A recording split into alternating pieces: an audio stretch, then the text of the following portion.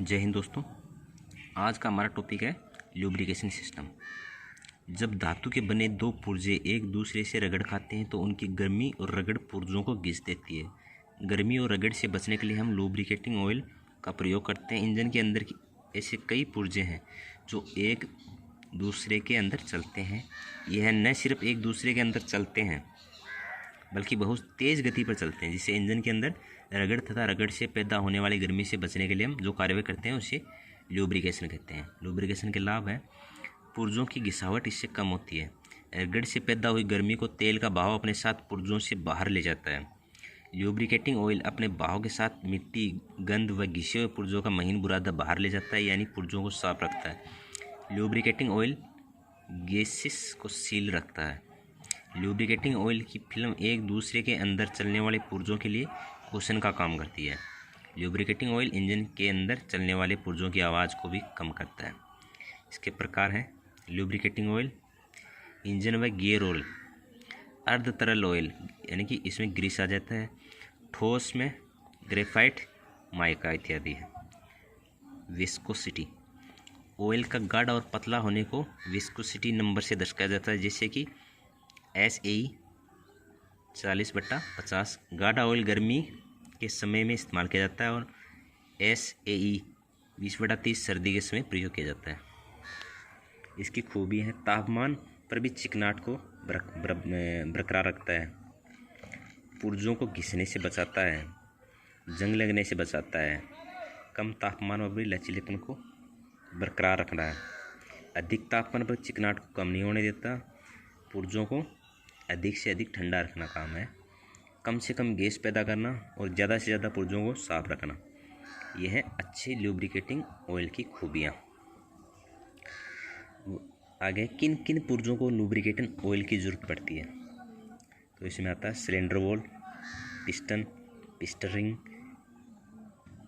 गजेज pin, crankshaft, main व big end bearing, camshaft, gear व cam bush, valve guide, rocker arm, valve seat, push rod, exhauster, compressor, blower इत्यादि। Lubricating system के प्रकार। Slip type, काफ़ी कमियों के कारण से वर्तमान समय में वाहनों में प्रयोग नहीं होता है। ड्राई सम्प, महंगा होने के कारण से इस प्रणाली को ऑटोमोबाइल इंजन में कम प्रयोग किया जाता है। Pressure type, pressure lubricating system दो प्रकार का होता है, हाई और लो।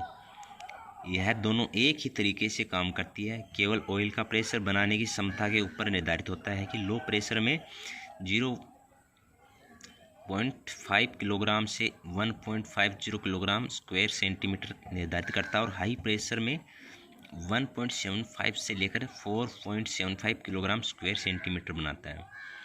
ज़्यादातर वाहनों में हाई प्रेशर लुब्रिकेशन सिस्टम को प्रयोग किया जाता है। इस प्रणाली में ऑयल सम्प में डूबा हुआ ऑयल स्टर्नर से ने ऑयल को वाहन स्टार्ट होने के समय में ऑयल पंप घूमने के कारण से ऑयल को खींचता और यही ऑयल पंप होते हुए ऑयल फिल्टर में प्रवेश करता और साफ ऑयल इंजन की मेन गैलरी में चला जाता है।